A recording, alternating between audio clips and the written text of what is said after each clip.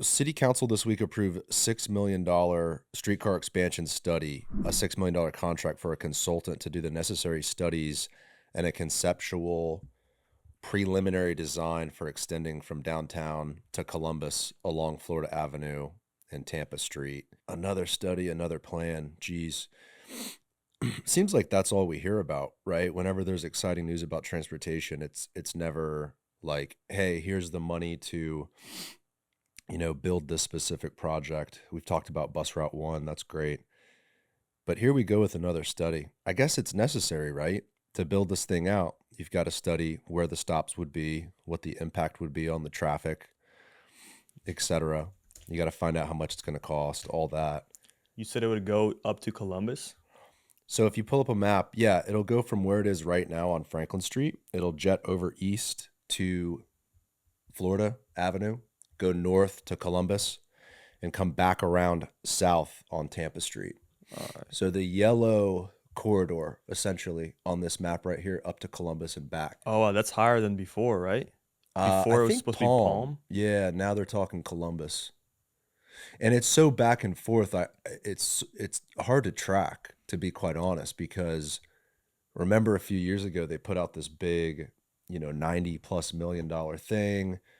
At least I think it was 10 or 15 million bucks from the federal government, modernize the streetcar, add more stops, extend it. That went away, and I guess this is the new plan. So it sounds like headway, but again, it's another study. So it's like, okay, here we go. TBD episode 150. Here we are, David, 150 episodes in. Pretty wild, man. That's crazy. Super crazy. And special shout out Casa Azul Coffee. They are off West Shore Boulevard. David's drinking his vanilla bourbon. What is it? Bourbon vanilla bean latte, and I've got this Bourbon vanilla bean latte. Yeah, and I've got a banana latte, I and it's think incredible. when my sister came to town a few weeks ago, we went down to Casa Azul, and I'm like 95% sure that she rated Casa Azul the highest coffee by taste in Damn, Tampa. And she's from Seattle, so we know damn. she knows coffee. Seattle is like the coffee mecca, Yeah. right? So that's a bold statement right there. So she I knows I coffee. agree though. I've never been to Seattle, but I've had my fair share of coffee, and I agree. Like this place, to operate out of a trailer, to make everything, all the syrups, the churros, like everything is homemade from scratch, super high quality ingredients. And for them to have that consistent quality in a food trailer Yep. is super impressive. So shout out to them. They've got some exciting news. I don't know if we can talk about, but they've got big plans ahead of them, and I wish them luck. I was thinking, I picked these lattes up, and I was coming to the studio and thinking this morning about small business. The way they were able to thrive, and these are UT kids, right? These are kids that have come to the University of Tampa. He's an ambitious guy, total entrepreneurial mindset. And he was able to start a business here in Tampa instead of moving back to where he came from, and which is not here, right? He's not from here. So to promote ambitious people, young or old, to start businesses here, man, that's a solid foundation for a city to stand on. And the only reason really he was able to do that is because he had the opportunity to do it in a micro retail setting, a food trailer. You know how much money it would cost to buy a piece of property, to build yourself a brick and mortar location, or forget all that. How about just lease a brick and mortar and do a build out? Like, you're going to need hundreds of thousands of dollars before you even serve a freaking latte. Yeah. So I was thinking on the way here, like, man, we have to promote micro retail. So people with ambitious ideas who want to start a business can do so with a lower barrier to entry. If you don't support that as a city, then you're only going to be left with Chipotle. They got the money to come in and do whatever the hell they want, right? You're only going to be left with these big box brands and this corporatocracy. Supporting small and supporting local is so important for that reason, man. Yeah. And look at the success of Sparkman Wharf and like Naked Farmer and all those companies that went out from there. Exactly. Yeah, Naked Farmer started in that little shipping container in Sparkman Wharf, and now they have like 10 locations. They have their headquarters at Water Street. Like, that is the answer right there. Crazy. Yeah. That is the answer times 100. You get 100 different businesses like that, all in the same city, building enterprise and creating jobs. That is how you build the foundation of a good society. That's what we had like 120 years ago, right? Mm. Family corner store. Bring it back, bring it back. And then nimble retail, right? We had them on the show. Like they've got this great idea that is exactly what we're speaking about. They're giving small businesses the opportunity to have a lower barrier to entry to get involved and start selling products and build a brand, and then eventually you can move on to a brick and mortar. Super, super important. Yeah, back to council, back to the streetcar. So let's Google David and see if we can find. I'm on my laptop right now trying to find the details with this streetcar money. Now, this is a lot, right? This isn't like 500 grand. I mean, this is a $6 million streetcar expansion study. Oh, I got some here. What do you got? August 26th, 2025. This is Tampa Historic Streetcar Board of Directors, Oh, Tuesday, August 26th. Um, let's see. Approved proposal. so approval of proposed fiscal year 2026 Tampa Historic Streetcar budget in the amount of 1.9 million. So that's the budget, and then approval of proposed Hart annual streetcar operations budget 6 million. That's different though. Winter Village service. So this is the Hart board of directors. We need Tampa City Council. This was a workshop. No, this must have been a regular meeting. It's the same meeting if you go to YouTube, City of Tampa meetings, where they talked about the suspension of alcohol permits. So, and they've had a few meetings this week. They talked about the budget this week, which I think council and the administration are sort of going back and forth on. I've shouted them out before, but guys, if you want to dig into the council stuff, go to tampamonitor.com. Creative Loafing has also picked them up. You can read about it in Creative Loafing, but Michael Bishop does a great job of sort of baking down all these points on council and making it easy to digest, because these meetings are hours and hours and hours and hours long, and they're very complicated. There's a million different moving pieces here, and he does a great job of baking it down and making it digestible. Tampamonitor.com. So I don't know if you can find it in there. Currently, what is this here? Special workshop call. This is Tuesday, I believe. So let me see on Tampa Monitor if he's got details in here. Council sits special call. I wonder if this. I think we've talked too about the regional infrastructure grant, right? That they've set up. They had that sort of kickoff meeting at the airport. That's sort of the same thing. It's like this. It's creating this board or this organization that is going to be looking at alternative funding sources and ways we can actually get transportation moving here. But again, man, it just sounds like we've done that 10 times before. I wonder what it really is going to take to move the needle. Is it an elected official who is the mayor of one of the cities in the region really championing this idea? Is it council banding together to champion this idea? Like, how do we actually get this done? I think the an overarching problem in this sort of city region, and really in the state and in the country as a whole, and this affects everything, is we've just baked in all these codes and rules and boards and organizations, and I'm in charge of you, you're in charge of me, and it's like all this red tape wound up together. And in order to get, and that's good for certain reasons, right? It protects the public. It hopes to be fair and open and honest to the public in regards to decision making. But the issue is there's so much red tape, like we can't get anything done, it seems, but a study. So $6 million for this new streetcar study. I think the money for the regional infrastructure accelerator was like $1.5 million. We posted 1.8, I think. 1.8 million. Dude, like you add up the money for these studies, I feel like we could build the damn thing by now with the millions of dollars we've spent on all this stuff. So I appreciate the movement, right? I appreciate the exciting news of $6 million going towards the streetcar, but I'm almost like not jumping for joy because I don't know. Let me see a shovel in the ground. Like, let's Mm, get going on this yeah. thing. So I pulled up the email here from Tampa Monitor. What Okay. exactly did you want to see here?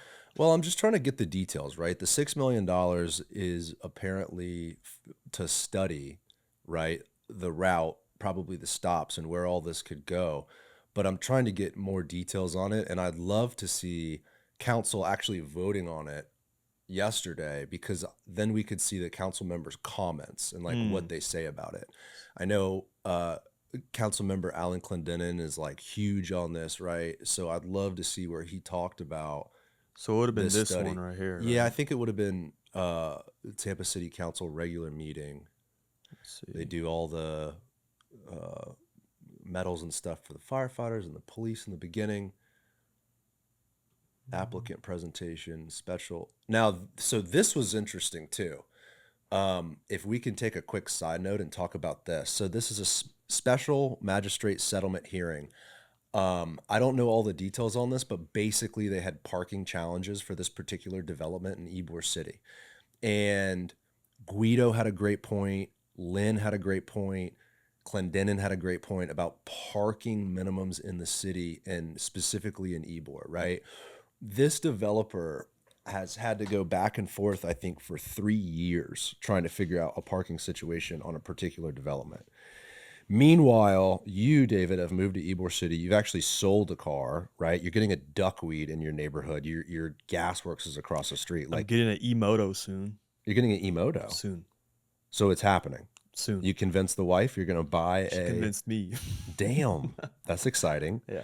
But to that point, you guys aren't going to need as much parking. You're going to be walking, you're going to be e-biking, etc. Ybor City and really the city of Tampa was developed all pre-car. Our infrastructure is not made to support the amount of cars we have. We're never going to make up parking for every unit, parking for every space. And council was talking about, look, we need to look at parking minimums. Banks look at parking, developers look at parking, the buyer of a property, the tenant, a business looks at parking. Why does the government need to add an additional layer of red tape to parking? Mm. So they were all talking about, hey, look, if we can ease some of those parking minimums, maybe the city builds a garage, maybe we provide more infrastructure for parking on the street, we can actually promote good development, good urban development in the urban core. And then maybe we wouldn't have as many damn empty lots Right. across the urban core. We can actually start to rebuild our city, which was destroyed through urban renewal. So this was about approval of this project, and this developer has finagled the parking and made parking lifts. God knows what that's cost the developer, which will then be passed on to the tenants, making housing less affordable. I mean, this whole parking thing is really connected to everything. Let's see what Guido says here. Dennis might be able to answer that question better than me, but we see stucco on historic buildings in Ybor. This is about the more from historic aspect of it, the 40s and materials being 50s. used. I'm sure there was. I think Miranda had something to say too. some, Back in some before. 19. Sorry, I'm kind of a broken No, it's record okay. on I'm that. sorry. I zipped through. Try to go to the end of the hearing where the council members make the comments. Len's All the way at the end? for this particular conversation. Keep going down, Stephanie. Go past her and get to Len. Yeah. This part right here. Probably could make a profit on it. Plus, it would help out the small developers. Thank you. So pause that. It would help out the small developers. I mean, we can sit here for hours and watch the council meeting, right? But what Bill Carlson was saying is if the city can provide certain infrastructure, parking infrastructure, whether that's, completing a street and having good street parking, whether it's the city building an additional garage on the east side of Ybor, it's not like it would help these large developments. I mean, it certainly would. What it would do mostly, though, is help the small developers, the guy or gal or family that owns some empty lot in Ybor that's always wanted to develop the property, but they can't because by the time you add in this rule and this parking minimum, it makes the site undevelopable. And so he's saying, hey, look, we can work on parking, and then that smaller infill development can actually move forward, and we can start to build this city. If you don't do that, you're only going to be left with Water Street and Gasworks and these large developments that have the money and the space, the available land to build parking infrastructure. It's a great point. You could probably pick up on Guido's about to start right here. Guido's about to start. Yeah, play Guido. When the time comes, I'm going to vote to support and approve this special magistrate's recommendation. But if you look at Ybor City, it's a unique place. It's a perfect example of live, work, play historically, because you had the streetcar down 7th Avenue. You have the streetcar not on 7th, but it's there in one capacity. People lived upstairs. They worked downstairs. They worked at a cigar factory. They walked to their casita. They had health care at the mutual aid societies. I mean, it's a perfect example historically of what a great city or village should be. Unfortunately, post-World War II, you have the interstate, and you have the pulling up of the streetcar and the automobile companies and tire manufacturers pushing automobile ownership. And that mindset, that psychology has been there since the late 1940s. And now we're coming back full circle. And what's been talked about regarding parking, it shouldn't have to be like, parking minimums and all these parking requirements, because less than a century ago, people didn't have cars. They didn't need cars. We had public transportation, or they didn't need to leave the neighborhood. Now we're so spread out that it's different. But, Ybor City fell victim to urban renewal in a very dramatic and aggressive way. If you study urban renewal throughout this country, it was especially aggressive here in Tampa. Yep. And I was pulling up on Google Maps what this property looks like. It's much of it is a vacant lot. There are some historic structures that are going to be preserved, but a lot of damage was done to Ybor. Not just the interstate, but in talking to folks that have now all passed away, I ask them. I go, after the war, after World War II, one guy told me, he said, my father said, why do you want to come back to the neighborhood? Why do you want to come back to an old house? And he rented an apartment on Davis Islands. He ended up dying living in Lutz. A lot of people went to Brandon, Carrollwood, on and on and on. And then they came back 40, 50 years later and they go, well, what happened to the neighborhood? I go, well, not just the interstate, but people started leaving. Tampa started growing. Things started happening. But I'm, getting back to the point, I'm glad to see a development like this going onto the property. I'm glad that it was mediated and it's worked out and we don't have a room full of people in opposition. I think that says a lot, because no matter what time of day, people will be filling up. If they're against something, and I know the very passionate people of Ybor City, they would be here. So I'm going to support this. But again, in talking about parking is expensive and not everybody wants a car. We talk about e-bikes, we talk about the streetcar, we talk about riding a regular bike or walking. There's so many different things that we need to look at, because it's expensive to own a car and it's expensive to park that car. And again, if we're going to be affordable, attainable, we want to be welcoming to new, younger generations, people out of college with their first jobs looking for a place to live, we really have to have a serious parking discussion. Thanks. Well, we can pick up on Miranda, but this is music to my ears. Council is really starting to understand this very well. And when you have a historic street grid and a historic community like Ybor that was built before the car, that is live, work, play, like Guido said, you can't have a suburban parking code in an area like that. It is not promoting development. It is not promoting the growth of that area.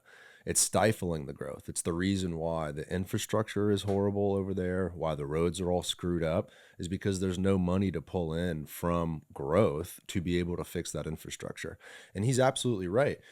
There's a lot of factors that led to Ybor's sort of demise, over the last 5 decades. It's urban renewal, but it's also the flight to the suburbs. Like, no one wanted to live in the city, man.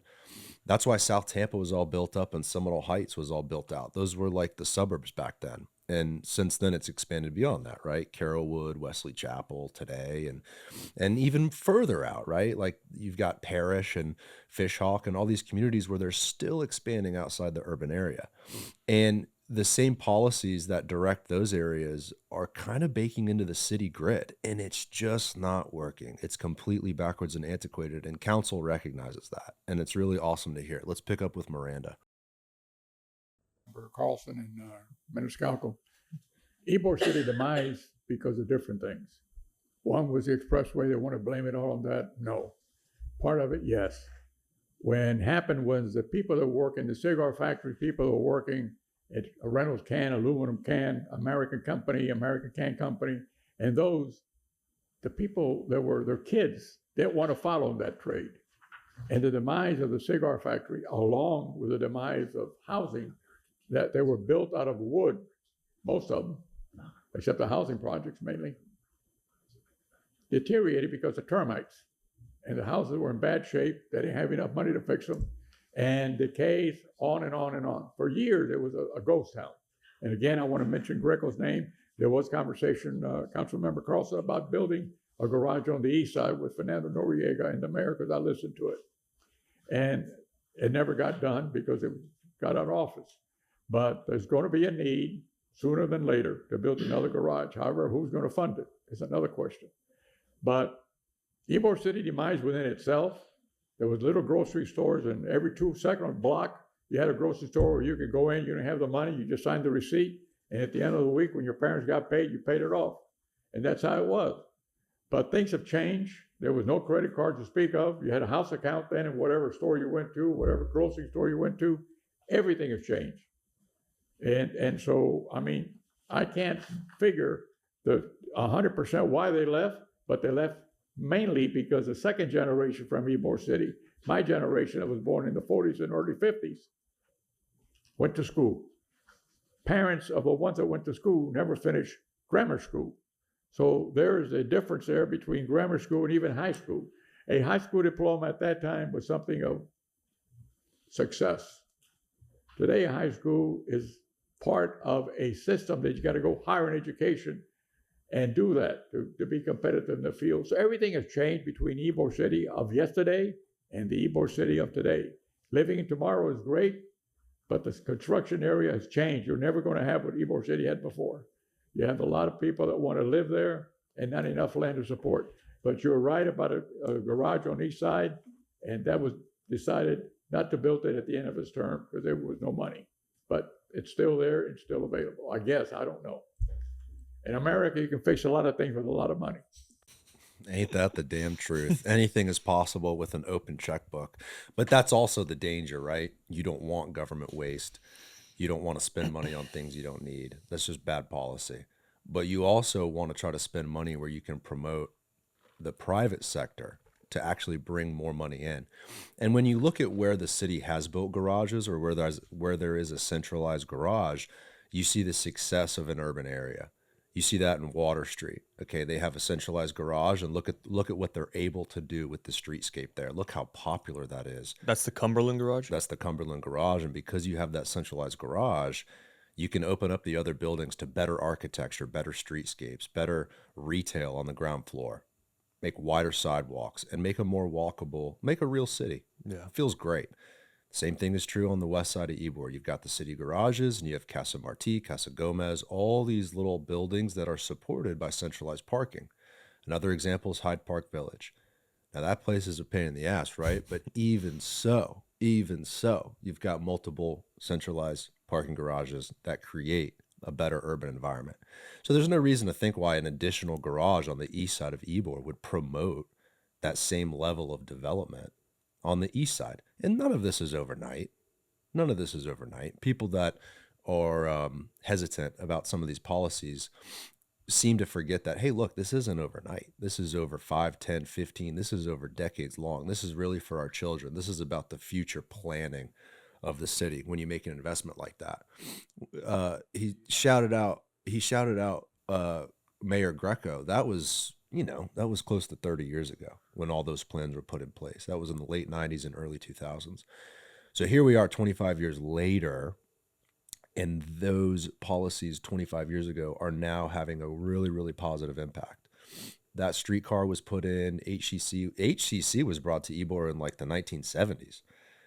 So city policies have effects over decades long, and that should be the emphasis, and that should be the thought. It's not about transforming everything that we've talked about on the show today. It's about putting good policies in place so that decades down the line, we're left with a properly planned, smart growth city. So you have this parking garage, right? Yep. Then this is another one. And there's a third one somewhere? They talked about doing a third one on the east side. So think of like where the park is, you know, where the sheriff's property is, or close to the Columbia, right? On that sort of east side. Not this far east. No, not into the neighborhood. You wouldn't want to do that in the neighborhood. That would be too intense for the people that live in that area, because it would be too many cars and too much traffic. You wouldn't want to do it there. So ideally, like right here. Yeah, somewhere. That's right. You'd want to do it in an area where it's not going to be detrimental to the people that live in that community. You would do it near the park and the sheriff's property, 21st and 22nd Street. That's sort of the area where you could do that. And you do have the real estate to make that happen. But interestingly, David, if you look at this map, look at where the density is in Ybor. It's near the parking garages, but on the east side, look at all the empty parking lots. Yeah. You know, so it's not the perfect solution, and parking garages are extremely expensive, but deals can be made and things can be worked out where you can actually bring in more money than you spend as a government by promoting good growth. So I was super happy to hear council talking about parking, and especially Miranda and Maniscalco, who know the history, deeply know the history. And, you know, when Guido talks to, you know, he grew up here, right? Like when he talks to his grandparents, and when he talks to the sort of elders of Ybor and of Tampa, he recognizes what it used to be. And Miranda recognizes that too. And for them to say all that and sort of get it is really cool to see. Bill specifically talked about parking garages. We don't need to hash this out all day, but again, I think the overall thought here is council gets it. And I hope that as the streetcar gets extended, they'll think about parking along with the streetcar. I mean, if the streetcar is extended up to Tampa Heights and the city was to do a parking garage up there, that might also promote good growth along that transit corridor. And just as we talked about, David, where like you've sold a car, you're going to get an e-bike, you're going to start walking, the younger generations and the generations that are going to be moving here over the next few decades, that's what they want. Like it's not that city policies are driving the culture. It's not that, you know, the position that I have, and I've said on the show a bunch of times, is driving the culture.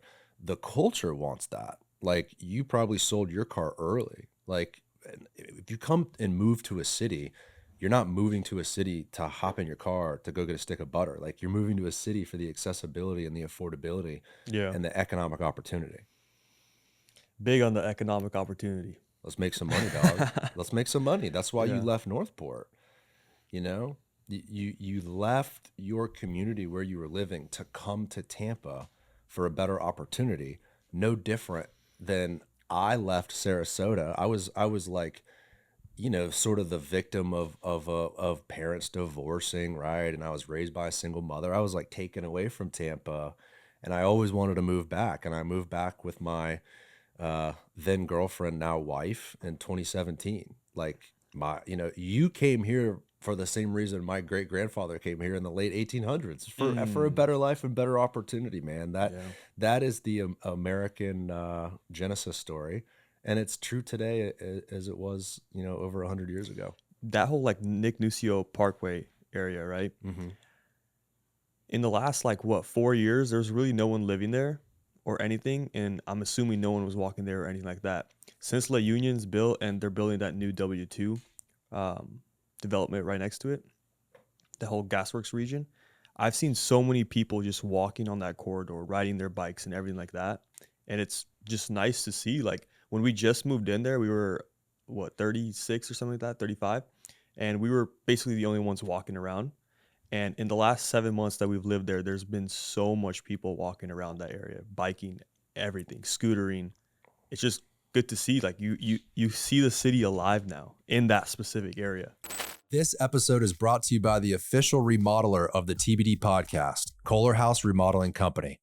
Built on the belief that every homeowner deserves a premium experience, Kohler House is redefining high-end home remodeling with their commitment to integrity, craftsmanship, and quality communication. Their work speaks for itself, from condos in the towers of Channelside to 100-year-old homes in South Tampa, creating spaces that are both stunning and functional. What sets Kohler House Remodeling Company apart is their dedication to not only transforming homes into beautiful spaces, but to elevating the standard of residential general contracting. From concept to completion, every detail is handled with care, ensuring a process that's as smooth as the results are impressive. To learn more, check out our partner's website at kohlerhouse.net, KOHLERHAUS.net. This episode is sponsored by Chansey Architecture and Interior Design. Rooted in the heart of Ybor City for over 35 years, Walt Chansey and his team are trailblazers in their field. Beyond their work across the United States and the Bahamas, Chansey has shaped some of the most iconic residential and commercial spaces that serve as gateways to Cigar City, including Casa Marti and Casa Gomez. What sets Chansey Design apart is their ability to preserve the soul and character of historic buildings while seamlessly integrating modern design and functionality. They blend tradition with innovation, creating spaces that honor the past while meeting today's needs. Check out their work at www.chanseydesign.com. We're sort of all a part of this rebuilding of our city. And your wife was saying yesterday that someone, because she's putting up photos of gasworks in La Union on Instagram, and someone DM'd her, or TikTok or whatever it was. Yeah. And they're like, oh my God, like that's such a cool urban area. Like I want to move to a city. And the chick ended up like a week later saying, hey, we signed a lease. Like we're kind of joining this urban movement here. It's exciting, man. She better get a commission check or something from Kettler. I know. Kettler, shout out. Start writing the check, man. For real. Let's not forget, though, that area did have a housing project, right? And people had lived there for decades. The issue was that the property wasn't necessarily taken care of. And that's an overall issue, right? Gentrification. But the property wasn't taken care of for a long, long time. And those people were living in bad conditions. And the people that own that apartment complex put the property up for sale. It was bought. Daryl Shaw came on the show and told us the story about how he actually paid those people. He's like, hey, look, like, obviously you guys can't live here anymore. The property is just in total disrepair. We need to build a new apartment complex, and I want to pay you. I want to pay. What do you say? Like, he paid them so that they could go put a deposit down on another apartment. I think he said something about if they wanted to use it for a moving expense. He paid for all moving expenses, and he paid their security deposit. Is that what he said? Yeah. I mean, what a guy, right? Yeah. Like, champions on a high level like that are a part of a community is a great thing. We're really lucky to have a guy like that do something. But again, let's not forget that people did live there decades and decades ago. It fell into disrepair. There wasn't anyone living there for years. And now life has been injected into the area again. And I bet it is exciting, man. Like, to see people, going to work, and they're on an e-bike, and they got their badge on them. They work at a particular company. They're headed downtown. They're making money. They're going out with their friends. Life, bro. Life. It's life has been injected into our urban core. And it's exciting to see. The next thing we should talk about is the budget. So the budget, I think, let's go to Tampa Monitor and pull up information about the budget. I love this website. I totally nerd out on it all the time. And the budget, I think, was what? Did you see it, David? Like $1.9 billion or something crazy? Something crazy, yeah. And there's a lot of stuff in there that I think council and members of the public have questioned, but it seems like they're getting it all worked out. There's so much that the city doesn't have a choice to pay for, like police and fire and certain contracts and road repairs and infrastructure work. Like, by the time you bake it all down, they're probably, what you have to spend and what you can spend, I don't know, 80%, 90% is sort of written off. I think the fire and the police budget alone is well over half of the expenditures of the city. So when you start to talk about, well, why can't we do this, or why can't we do that, or why can't we pave the damn roads? It's like, man, they're spending money on all this other very important stuff. Pro forma debt service, fire stations. $213 million for fire stations. Is that what that was? You need it though, right? Public safety. Where was that? Right here? Yeah. City's clerk's agenda. I think if you go to budget, I wonder how big, it's probably like 400 pages. I think they basically line item everything. Presentation, city council. You know, another thing that happened in the last few weeks is the council sort of heard, and we've been tracking this a little bit, but council heard the comments from the public and listened to the presentation of the planning commission, and they've pushed, I think, the next sort of workshop of adopting Tampa's comprehensive plan until February or so. So that all remains to be seen. The issue sort of with that, although it might not be an issue because we definitely, I think there's an advantage of sort of looking at this thing more deeply. But I guess the issue is that, you know, the land development code rewrite sort of can't be implemented and detailed until the comprehensive plan is adopted, because the land development code is the policies that drive forward the comprehensive plan. And the land development code has policies that move towards the comprehensive plan. So it's like, if you don't have that comprehensive plan dialed in, you kind of can't really do anything with the land development code. So I'm on the advisory team for that, and there's been a little bit of a lull because of the delay, but I don't think it's necessarily a bad thing, because it lets members of the public and developers and the private sector kind of all look at this, make sure we all get what we want, or at least get close to what we want. So David, you pulled up the recommended budget fiscal year 2026, general fund expenditures $700 million. Public safety is 60%. So public safety is probably police, fire, and anything else that goes along with that. Central government, I would imagine that's like the mayor's salary, council salary, like staff. That's probably all paying people to work in the local government, which is another 20%. So 80% of the budget, and this is general fund expenditures, 80% of that is just probably to keep the government working and the public safe, is 80%.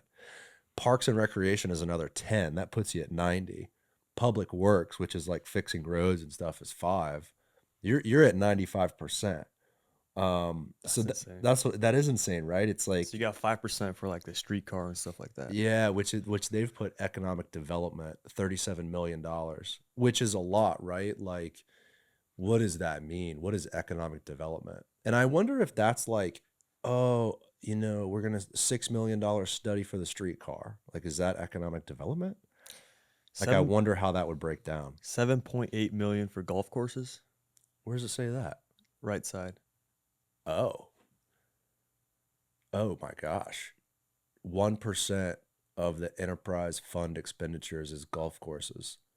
Really? $7 million? I guess, I mean, look, those are expensive to maintain, right? The city owns 3 golf courses, the Babe in Forest Hills, Rogers Park by the river, and then what's the name of the other one near the airport?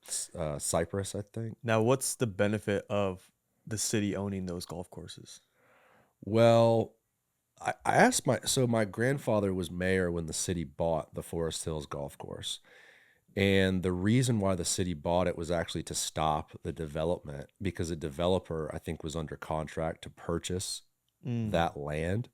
And the people in that community said, we don't want a developer to purchase this land and just bulldoze this whole area and, you know, build more houses right here. The city should buy it and preserve it. So for that particular golf course, that was the story there. The other ones, I don't know. I guess the advantage is just public space. It's a preserved space that's not going to be developed. It's green space. Whether that's environmentally friendly or not, I don't know. They're probably blowing fertilizer, and I can't imagine the irrigation bills. But says right here they spend almost $8 million a year on it. But can the public just go there as if it was like a public park? Yeah, I mean, you pay, you know, but it's nominal. I think it's like $15-20 for a round, and it's cheap and it's nice, and I've played at all of them. They're great. The cool one is Rogers Park. I think it's got some topography to it, like a little elevation change. You can see busch gardens over the river, beautiful cypress trees, alligators and shit. It's a cool vibe. Okay. But you still gotta pay to like enjoy the park. Yeah. quote unquote. Well, but it's golf though. Like it's an Okay. activity. You know, you can rent golf clubs. You get a golf cart. Like the whole thing. Do you golf at all? I do. Dude, check it out. I have to, yeah. I mean, it's not like TPC or anything like that, but you know, it's a city course. It's cool. We only have 3. Mhm. You know, Now, can the city eventually in the future just build on that land since it's their land?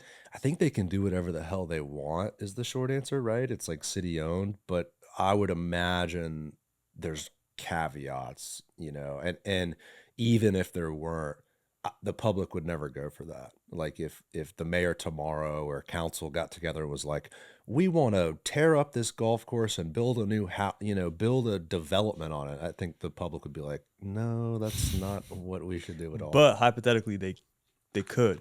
You know, it's like a I real think they estate could. play as Yeah, well. and look, like maybe in the future, if I don't know, pickleball like overtakes golf or whatever, and golf isn't so popular, you know, maybe there's an opportunity to develop it, not necessarily as a you know housing complex, but maybe you could do like a huge park, right? Right. I think actually, like if you pull up a map, David, because if you look at some of these parks that the city owns, there's a couple of them that definitely don't make sense to develop. Like Forest Hills is in the middle of a neighborhood. Like you probably wouldn't want to develop that one. But if you go a little bit north from downtown, look at that's Rogers Park. This There's one right 2 here? courses, yeah. So when you look at that, right, you've got the Hillsborough River to the east, north, and the west side. If you were to develop this property into a massive park that had baseball, like a central park, baseball fields, build a museum there, like this badass riverfront, you know, grand park for the city, maybe that would make sense at that location, you know. Is that a good idea? I don't know. I think it could certainly be because the city right now, so directly on the other side of the river is Sulphur Springs. And there's been a lot of public engagement about how do we how do we encourage good development in Sulphur Springs and lift the entire community up, right? How do you develop a community without gentrifying it, right? Like that's the conversation at Sulphur Springs right now because Sulphur Springs is in the path of growth. It really is a beautiful area. It's got a ton of interesting history. It has its own little sort of downtown type thing. And so there's private sector people that are, you know, loving the idea of investing in the area. The city owns a lot of property in the area, right? You've got the Sulphur Springs Water Tower. It just could be, you know, the next Tampa Heights, whatever you want to call it. The challenge, though, is it's a poverty-stricken area. Luis Vieira has talked about some of the statistics there. 60% poverty rate, like crazy, you know, horrible statistics like that. So the conversation is, how do you grow and develop in that area without pushing those people out? I think you do it by what we talked about earlier, which is promoting those small businesses and the people in that community that have the ambition to open up a corner store, to open up a grocery, an ice cream shop, a barber shop, a coffee shop, whatever that may be. Start handing out checks. You know what I mean? Get people to apply for a program that are ambitious enough to do something like that and give them grant money. There's funding in the budget for that. And if you can support them as much as you can, the good-willed people that live in that community, that live in that poverty-stricken community, that want to stay in the community and do good business in that community, promote those people so that when the neighborhood grows and develops, they're not pushed out. You know, give those people a seat at the table. But that park, right, that golf course is right across the river from that community. So maybe if any golf course could be redeveloped, it's that one. You know, wouldn't that be interesting to have this big badass park? If people are just watching, you can pull this up. It's the Sulphur Springs Rogers Park Golf Course. But imagine a big badass park right there. You could do some real special stuff. That park. Now go up, David. Look at Busch Gardens. Yeah. So that park is larger than Busch Gardens. That park is as big. I say park, it's a golf course. That golf course is as big as Busch Gardens and Adventure Island combined. Dang. So the opportunity there is amazing to redevelop, along with the fact that it's right across the river from Sulphur Springs. So you redevelop that whole area, you make sure the people that live there are lifted up along with the growth, and then you connect that thing all the way down to the urban core. You get transportation, right? You get people that live in that community that have easy access to jobs in the urban core. Now we're talking.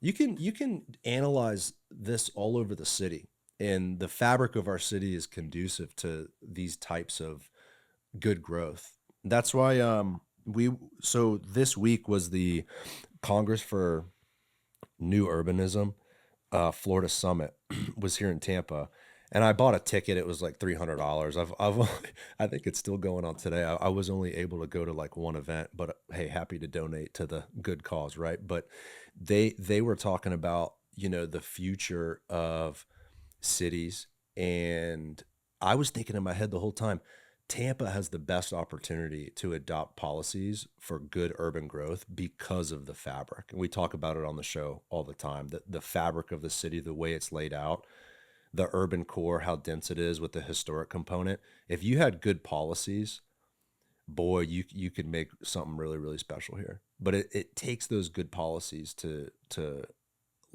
enable the private sector to move forward.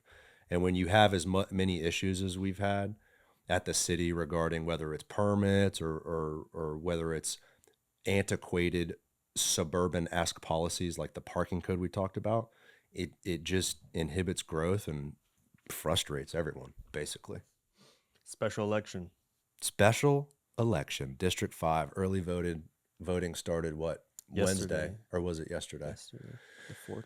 Yeah, we've got active registered voter statistics, because I want to just iterate the fact 800,000, that's probably for the county, right? I think if you were going to look at District 5, I'd only be guessing, right, how many registered voters are in the district. Maybe you can click on the map with the supervisor of elections. But the problem is, like, dude, only like 3,000 people vote. Only a few thousand people vote. And this district is so important, and it's important for many reasons.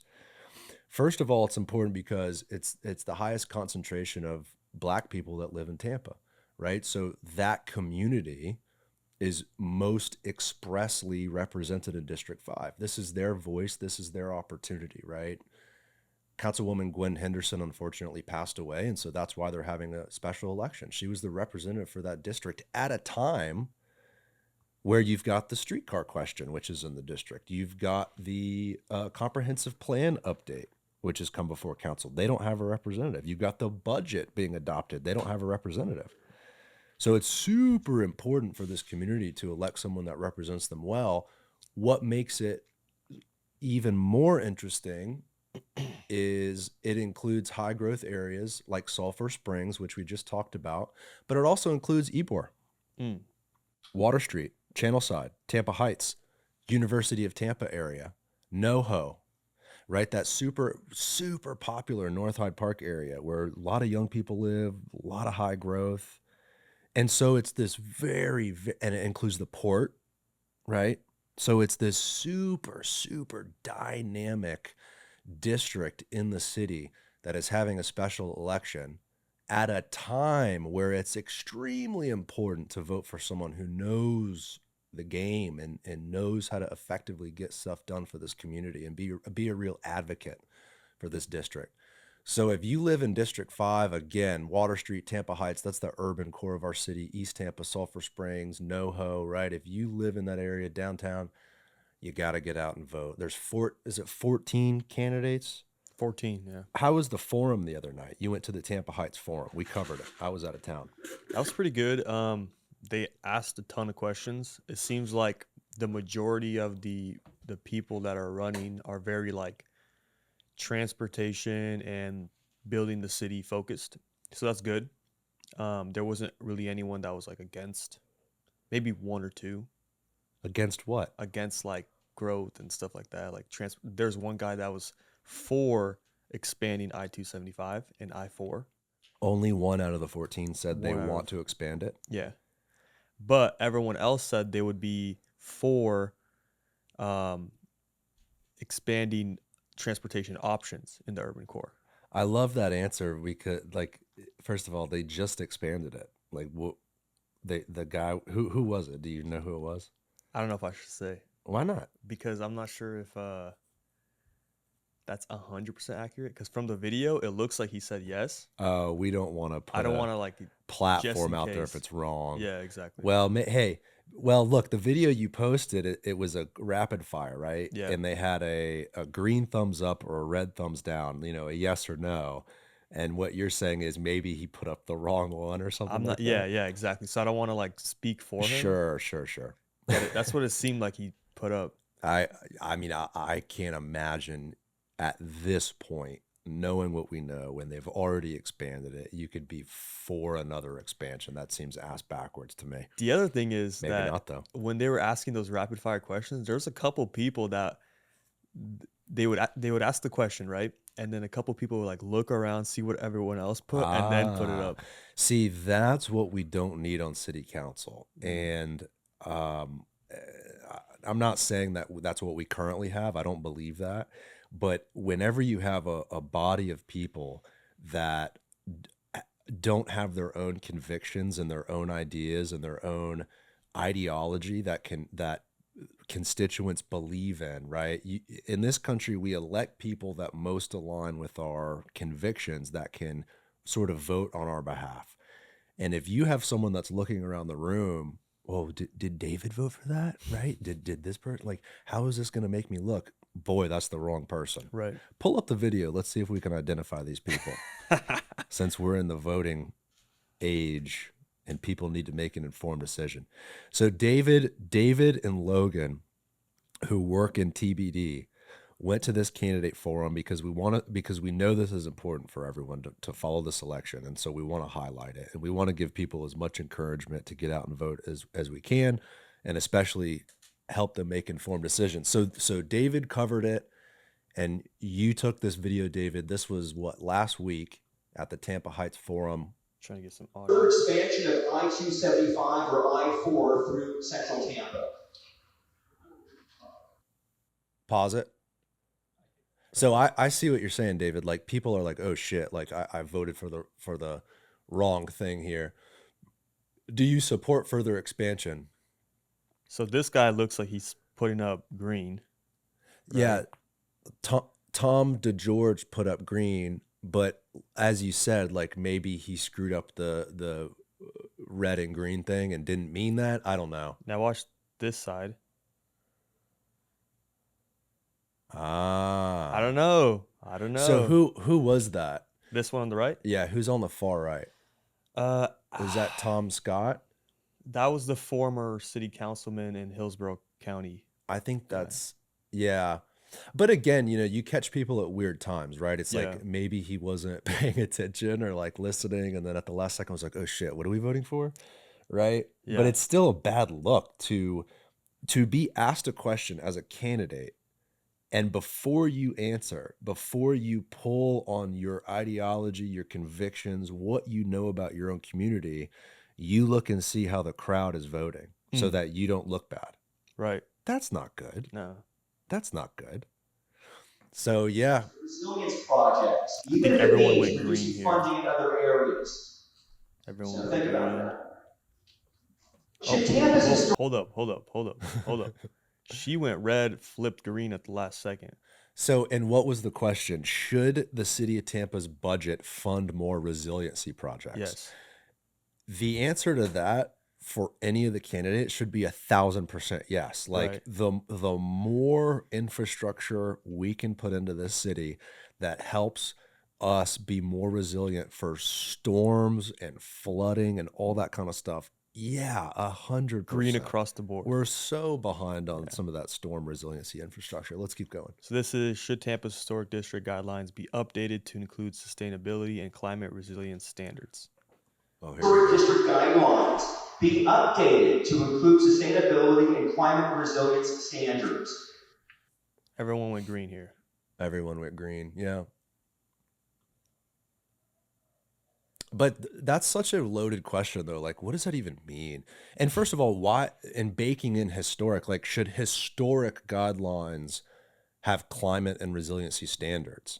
I'm assuming that means, like, if I go, try to renovate a historic property, a historic building, they're going to make me put in an energy efficient, windows with thermal protection. They're going to make me put in hurricane tie downs on the roof, right? Modern things, I would assume, that are climate and resiliency oriented. Like, I guess that makes sense. It's the rapid fire is so difficult with questions that take debate and take thought. Yeah. But I guess that's what candidacy is, right? You got to be quick on it. So you got to give these people a little grace for that reason, right? For sure. Support increasing funding for expanding transit options in the city. Let's ride. Everyone went green. Damn, Tom Scott's a little late on that. He's a little late on these. Which one's Tom Scott? Isn't that the guy that was the former councilman on the far right? Let's just fact check this. Yeah, let's make sure we're not just talking shit here. That's not him. Tom Scott, astronaut. Okay, that's definitely not him. Former Tampa councilman Yep. Tom Scott. But click it though. Let's see his Yeah, picture. Okay, that's so him. that is him. Okay. We don't want to get To canceled. encourage more mixed-use transit-oriented development in District 5. Of course. Everyone went green. Yeah. Have you lived in District 5 for the last 2 This is years consecutively? I think that's red. Yeah, that is red. Do you Oh, support no, further that's good. expansion of I-275 or I-4 through central Tampa? No. Yes. Is that red or green? I think it's green, but again, like, I want to be accurate. People should just watch the video. He did flip right there, so I guess But he may have flipped because, again, like, he might have screwed up and been like, oh shit. If people should just watch it, right? Tell people where to find this, David. this is just on our Instagram page. It's the most recent one we posted About District 5. about District 5. Yeah. Now, here's the thing, too. When we post these write-up articles, usually they get, quite a lot of attention, like 20, 30, 50,000 views. Some of them go to 100, 300,000 views, hundreds of thousands of comments, hundreds of thousands of likes and stuff like that. This one didn't do well, and it goes back to what I was talking about earlier, like 3,000 people vote in this district that probably has, a couple 100,000 people living in it. It's sort of a shame that people don't really seem to care about this stuff. Like, this is so important. If you had a big enough Instagram following of like city focused, like focused in your city, like a lot of followers in your city, and you put up a post saying I'm running for this council seat or whatnot, vote for me, and you only had like 25% of those people vote for you, you would probably win the election. It is kind of interesting how we're talking about a race that like 3,000 or 5,000 people might vote in, and then this post, like, go to the analytics of this post. I can't see him because I'm in the Deco account. Oh, okay. But 132 likes. Like, It's probably at like 12,000 views. 12,000 views. So by multiples, more people are seeing this content than are actually voting in the race. Now, Yeah. granted, a lot of the people that see the content aren't living in the district or going to be voting in the race or whatever. But it is like, yeah, it's interesting to think about it in that way. I wonder if, because of social media and maybe even because of like this show and sort of what we're trying to do, which is getting more people to vote, I wonder if it'll work. Like, it'll be actually interesting to track this election, District 5, and look at the data. Like, did 20% more people vote? And then why? Like, is that because more people are more informed and more people realize this is important? I think in the future, social media is going to be the main way people advertise for campaigns. Like, when they're running for something, if they don't have a social media following, they'll probably be behind. Well, pull up Zohran or whatever his name is from New York, right? I think that guy has like 1 million followers. Zohran, what's his name? It's probably not him. Zohran. Zohran. Zohran. Zohran 3 point. Dang. Mamdani. 3.9, bro. 4 million followers. And who's as a candidate for a city mayoral race? That's crazy. Granted, New York City, but Yeah. still, that's crazy. He's going against who? What's his name? The dude. I just saw he got plugged by Trump, Eric Adams. He just got plugged by Trump to be foreign. Fuck, what was it? Eric Adams only has mayor. 137,000. This compared is to 4 million. fascinating to me. Like, this will be so interesting to watch. This New York mayor race. If that Zohan guy wins, or Zohran, I keep butchering his name. That is incredible. 4 million followers, dude. 4 million followers. That is crazy. And Eric Adams is the incumbent mayor, right? He's currently the mayor of New York. He, from what I can tell, has been like not the worst mayor, right? He's like somewhat favorable type thing. No one's perfect, right? But if this young guy wins New York, I think you're right, David. I think social media will play a massive impact moving forward. And you actually kind of saw that with the presidential election, like Joe Rogan having on Trump, right? And that was sort of attributed to Trump's win.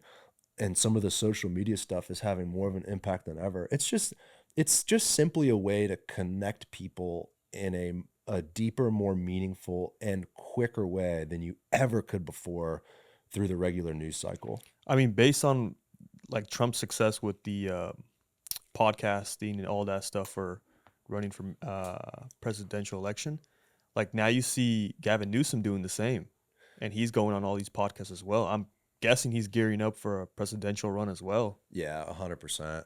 And go to Newsom. Like, how many followers does Newsom have? I bet, and our governor, DeSantis, is probably going to try to run for president too next cycle. It's probably going to be DeSantis versus Newsom. 2.9.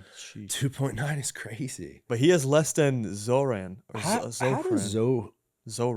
We got to figure out how to say that. Yeah, we really do. How does Zohran have so many followers? 4 million is crazy. Was he an influencer before the race? Maybe he was. I don't think so. Here's how to say it. Okay, how to pronounce Zohran Mamdani correctly. All right. Play it. It's loading. Oh, shoot, it's not loading. Well, I guess we can keep butchering it until we know for sure. What the? I love the title. How to pronounce Zohran Mamdani correctly! ! All caps.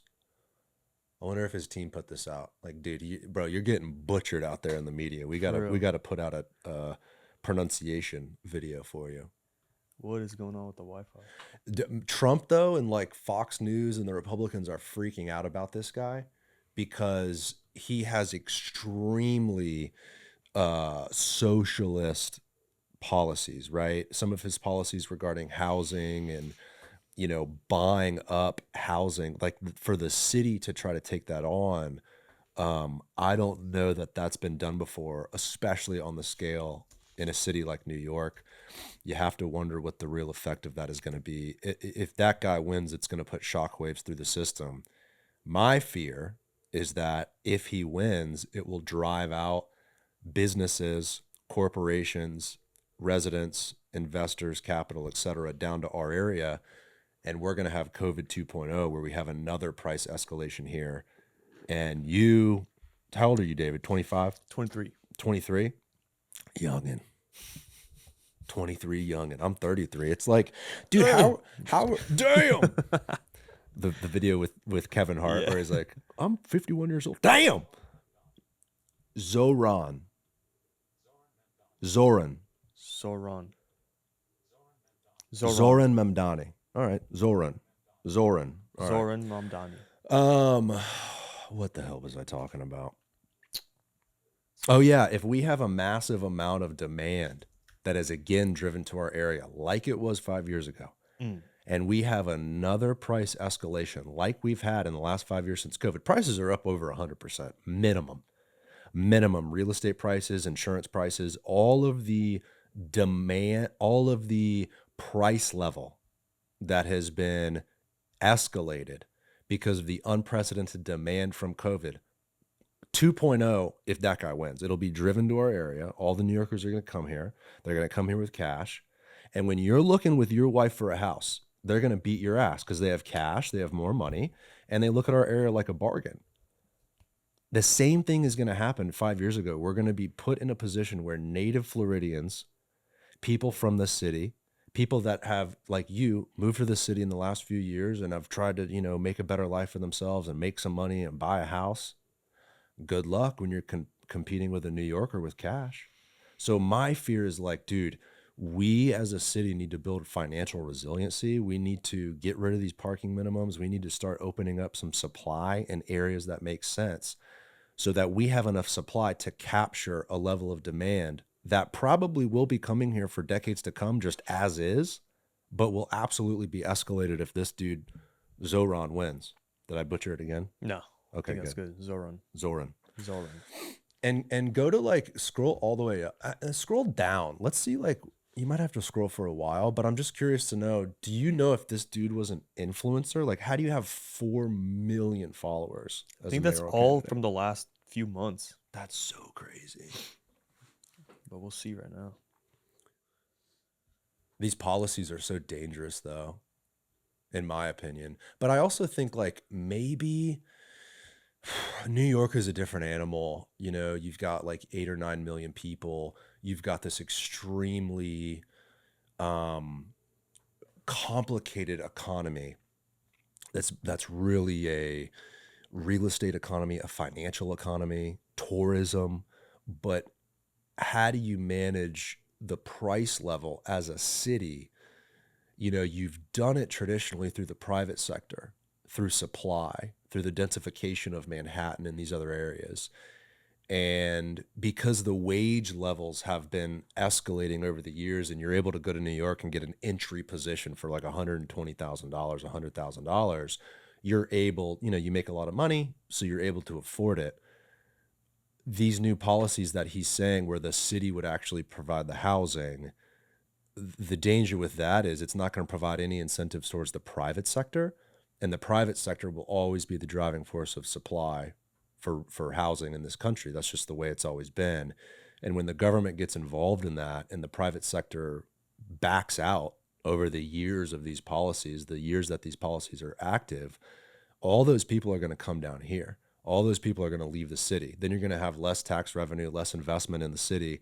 And over time, that will just degrade New York. Like, that's just not a good long-term strategy, in my opinion. Socialist policies have never really been implemented to this level this guy is describing in this country and in New York. And the fact that he's so close to winning probably has a lot of big money sort of on their toes, right? Like, I would almost guarantee there's developers, there's big money guys in New York, guys and gals, that are like, if this dude wins, I'm out. Like, I'm out in New York. I mean, that's what Josh Pardue said. Yeah. He said he was talking with his buddies in New York, and they're like ready to come down if this guy wins. That's so crazy. But again, scary because, like, I mean, I bought my house. I'm good. But I was in a situation a few years ago where I paid maybe twice what I had to pay only a few years prior to that. What will I have to pay, Garrett? That I think right there. 10x that? But that's the question that I think about when I think about my boys too. Like, I think about you. You're 10 years younger than me.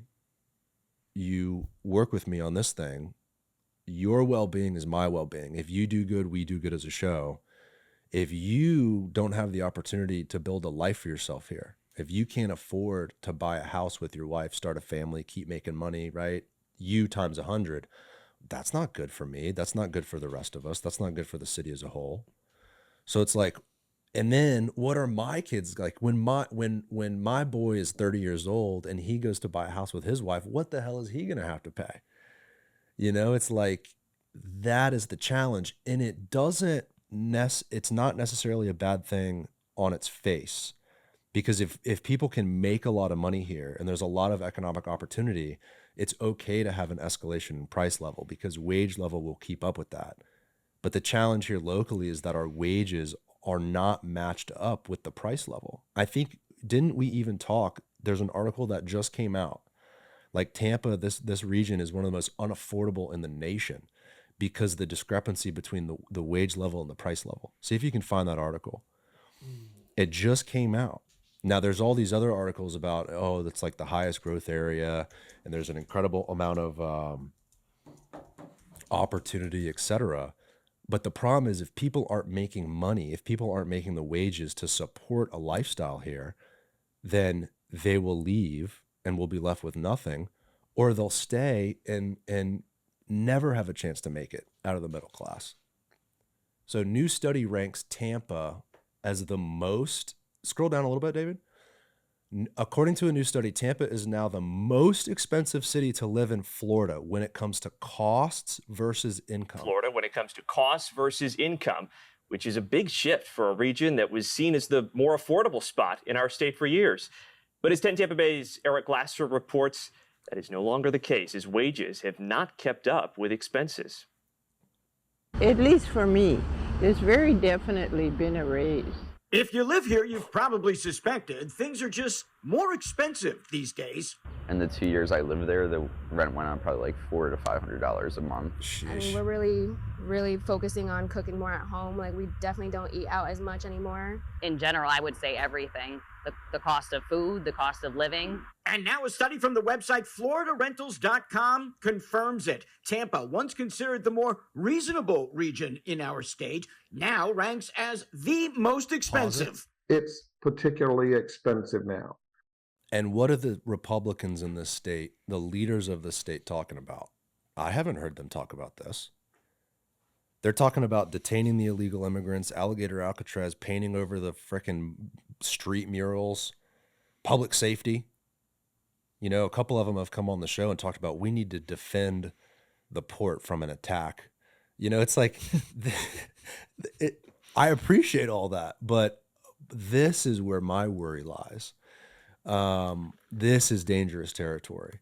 You know, if we continue to have our home rule eroded, if the local municipalities are not able to create policies for their own communities to promote small business, like we talked about earlier in the show, and to promote 23-year-olds like you and younger guys who are 33, who have a house, a wife, and 2 kids, that is a dangerous plan for the future. And I don't hear the conversation at the state level pointed to this. I hear it pointed at things that are not, to me, necessarily important. I mean, I appreciate, like, own the woke, you know, like Trump. Yeah, Trump. Like there's like a victory lap happening.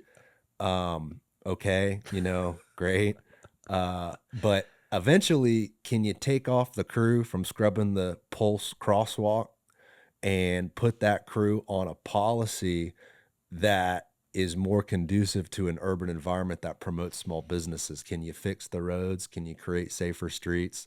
I mean, I think I read an article like they've have like Florida Highway Patrol at that crosswalk at the Pulse nightclub.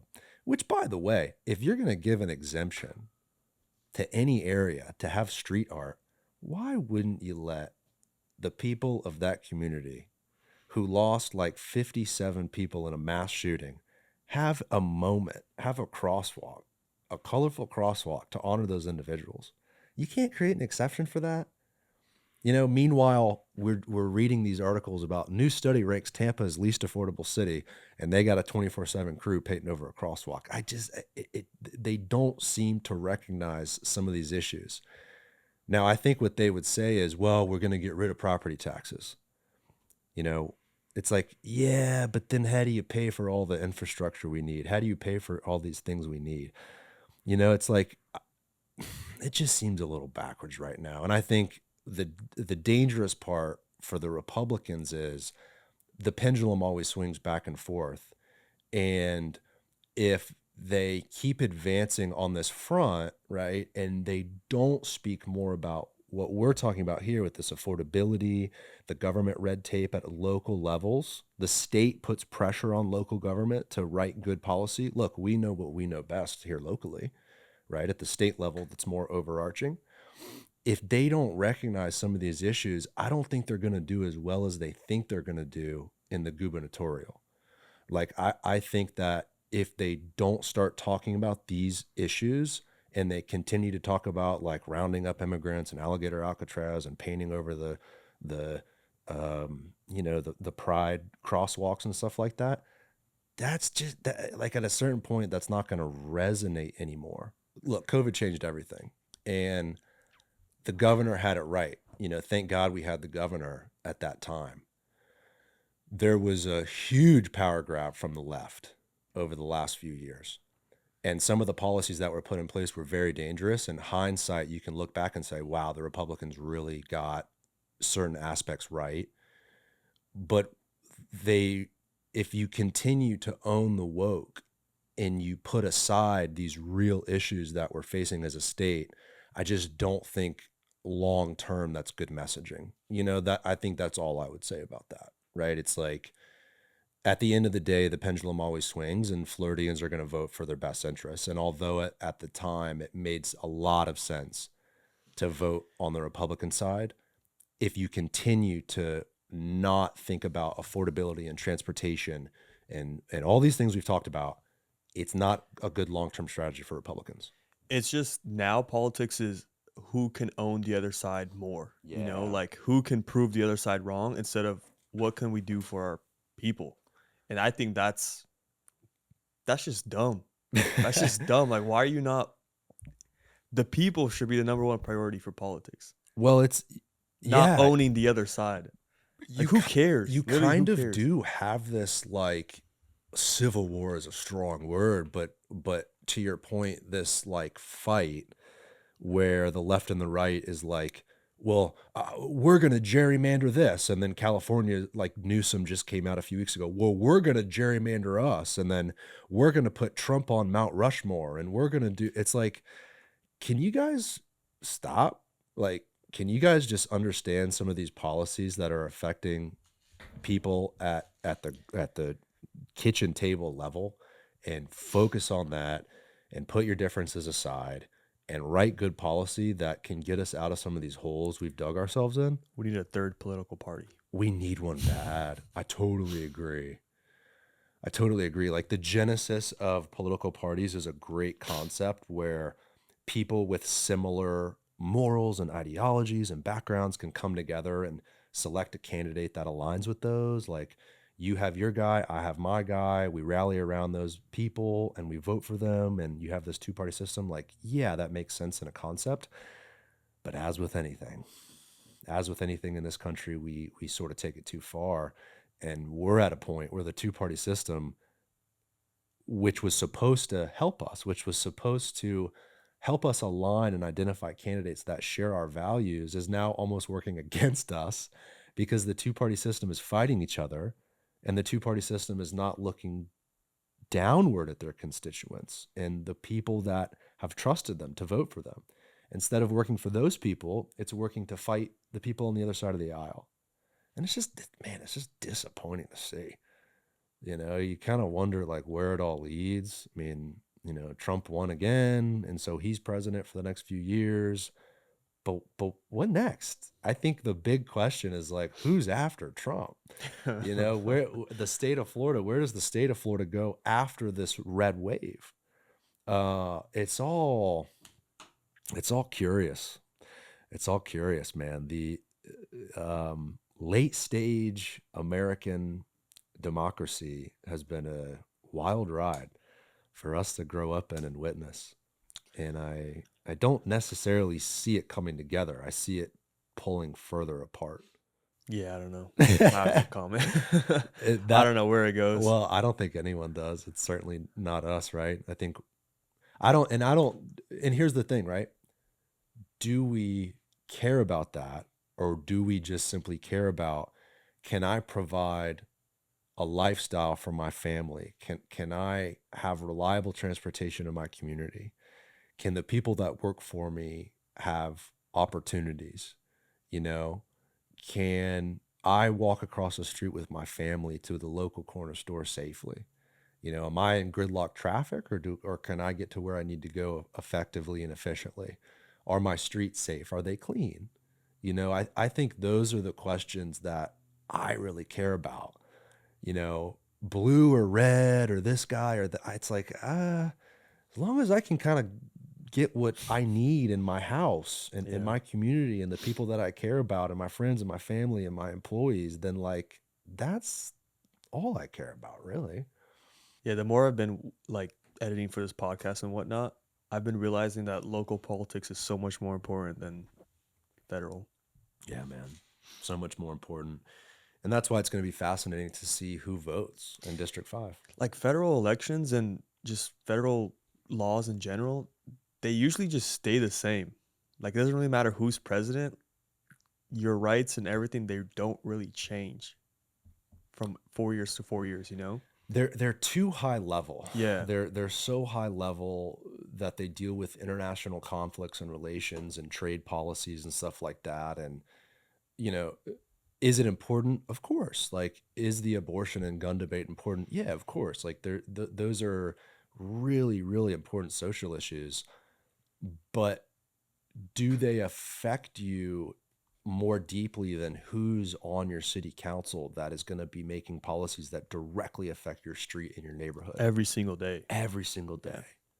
Another thing, too, like to add to the fighting, like Trump just created that executive order to make burning the flag illegal.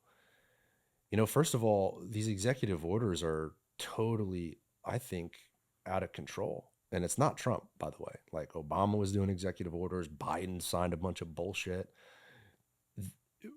That is supposed to be reserved for Congress. The people elected Congress. Congress convenes and they vote for laws represented by the American people.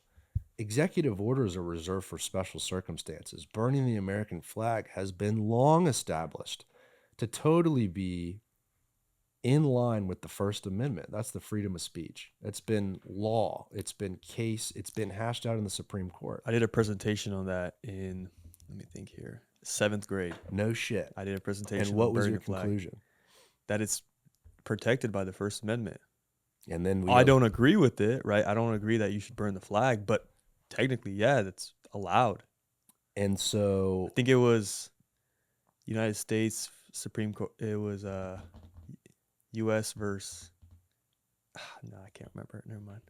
But yeah, presentation 7th grade. I think you should be ashamed of yourself if you did something like that. I can't imagine. I mean, it's a horrible thing to do that. It's such a disrespect to this country and to the people that have fought for that flag and that freedom. Mm-hmm. And the American flag represents the enterprise of this country, the people of this country, everything that this country has done to build itself up over the last 250 years, and to burn it is insane. But the reason why we're a special country is because you can burn it.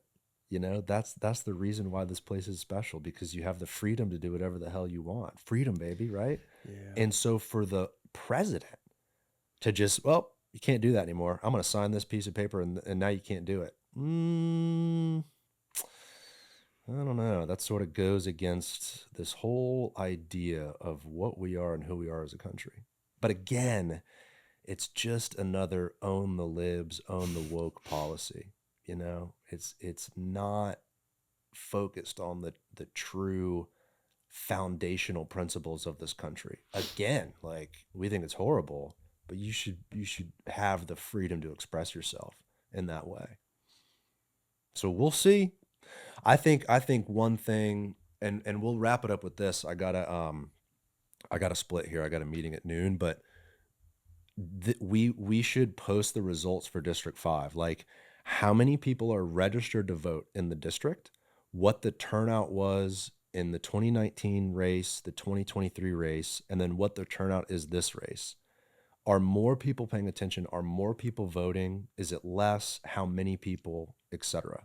Yeah. That'd be really, really cool to track. And I hope, as the clown show continues at the federal level, I hope more people say, great, but I'm gonna pay attention to local politics, because that's where it matters. So hopefully more people stay involved. Episode 150. Go vote, people. Go vote. Episode 150 is now complete. 150 episodes, people. We appreciate everyone listening. Appreciate the love. Man, you guys have been so good to me, following along, and David's been here since the get-go. And David, say something to the people. Chase your dreams. Take chances. Walk through the doors that are open to you. Mm. Go do something with your life. And shout out one more time, Casa Azul. This latte had me fired up today. I kind of want to go get another one, but I don't want to be too crazy for the next meeting. Okay, thank you guys for following along. We love you. See you next time. See you.